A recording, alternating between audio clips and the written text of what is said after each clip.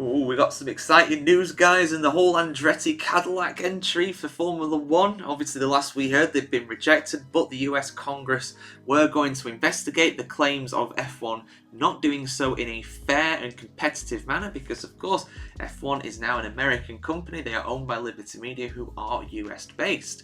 But could F1 reverse its course on the Andretti-Cadillac entry? I hope so. Let them in. Let them in. Like, get an 11th team on the grid. I don't know why F1 won. Well, I do know why F1 doesn't want it, because money, they don't want to share it. But come on, from a competition point of view, an 11th team would be great. These guys would be fantastic. Well, let's have a look at this here. Full article on the F1 Chronicle.com going over the story. Am I getting my hopes up too much? Well, we'll see. 4 men under the gaze of the United States government could ultimately lead Andretti-Cadillac being welcomed on the F1 grid. After all, it's well known that after F1 owner Liberty Media blocked Andretti's FIA-approved bid to become the sport's 11th team, anti-competition authorities in the United States have been looking into the matter. Of course, FIA did let them in, but Formula 1 did not. That's the key. And the F1 decision was effectively made by the F1 teams. That's how that kind of arrangement works. Ralph Back, a respected journalist for F1Insider.com, said 4 well-known F1 figures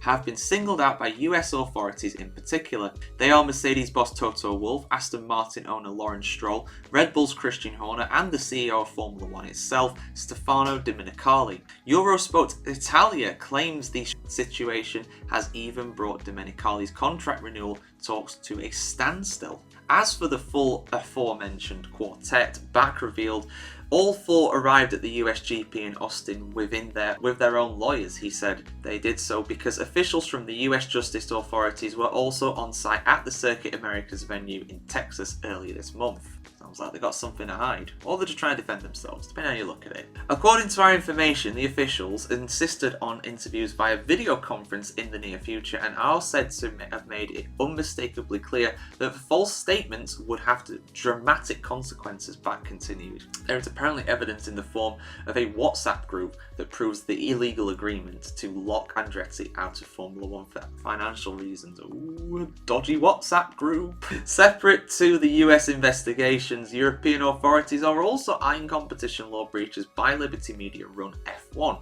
Belgian politician Pascal Aramon told Het Belang van Limburg newspaper, that's a mouthful, that he wants the European Commission to protect consumers and ensure fair competition. Fellow European parliamentarian Christine Anderson, not Hans Christian Andersen, that's a different person, or was, then followed suit with an official request for an inquiry into F1, stating that the rejection of Andretti's entry by the F1 group, despite FIA approval, could reveal a fundamental conflict of interest. Well, yeah, I mean, F1's run by the teams. It's a cartel. I've said this for years. It's just a fact. She said that existing teams colluding with F1 to block Andretti could significantly distort the competition in the European motorsport industry. Yeah. Curiously, Michael Andretti stepped back from his own Andretti organisation just weeks ago, perhaps paving another potential path into F1. As for journalist Back, he thinks that Liberty Media owner John Malone is indeed trying to limit the damage of all the fallout from having blocked Andretti's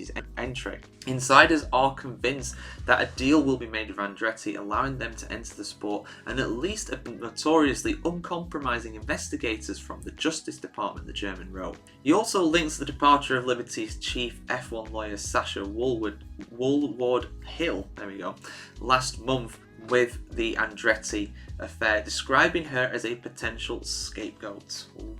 Right, lots to unpack there, but I will do my best to do so. So I've already done a lot of videos on the Andretti situation.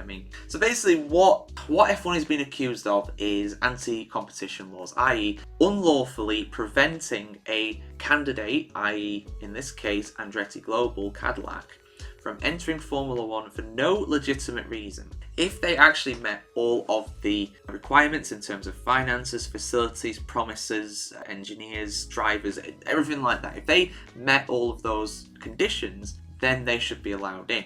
There's no reason why they shouldn't be. However, they were rejected by Formula 1. Despite the FIA approving them, they have to be approved by the FIA, the governing body, and the teams themselves. The teams themselves run Formula 1. This is what I mean by saying that it's a cartel. That is what a cartel is. Formula 1 essentially has its cake, it eats it, and it stops anybody else from even having a little bit of icing on top of it. And that is the key. That is the key. It's the money. Now, Formula One apparently is wanting to increase the amount of money that a team would need to provide in order to enter the competition, the so-called dilution fee, because having 11 teams instead of 10 would mean that the pie, the revenue, is split into 11 slices rather than 10, so everybody else's slice gets slightly smaller. Now, the teams have said in the past, and I've heard Toto Wolff say it, I've seen him in the press conference in person in the British Grand Prix last year, saying that we can't do it. You know, we're losing money here, and there's no point. Same with James Vowles, he said the same thing pretty much. We're not going to do it. We're not going to allow 11th team in. So unsurprisingly, they said no.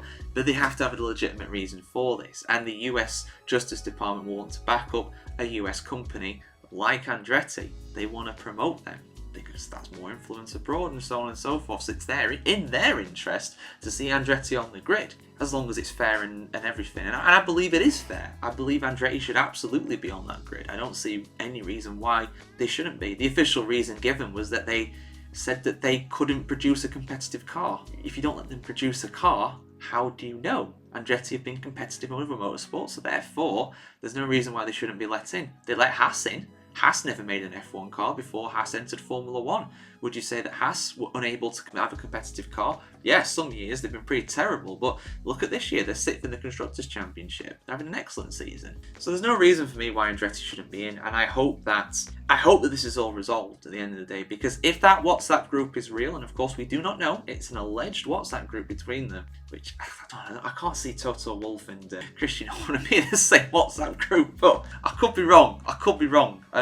You never know with these things. It's not uncommon at all for these horrible things to happen in WhatsApp or whatever, and them to be later found out. Look at what's happened in the prison system recently in the UK. You'll see, if you look up that story, that's horrific, and I'm not going to go into detail because that would definitely demonetize this video. So yeah, if that WhatsApp group is true, and these people, Wolff, Horner, and the likes of them and Carly, have all conspired to prevent Andretti from getting into the championship, and that's illegal. That's a conflict of interest. Now, what punishment there would be for that, I don't know.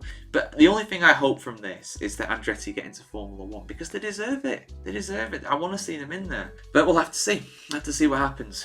This is not the end of it, and this will drag on for a long time. Legal matters such as these, as complex as these, with stakeholders as big and powerful as these, they do not go away quickly. Look what's happening with Vince McMahon. It's going to take a long time for him to see any kind of justice, I'm telling you. But yeah, that's some other references and some other stories for another day. But what do you guys think? Should Andretti be in Formula 1? And if so, when should they join? Let us know in the comments below. And of course, keep it subscribed to the F1Chronicle.com to see much more F1 content just like this in the lead up to the Brazilian Grand Prix. That's why I got this shirt on, guys. See you very soon. Have a good one.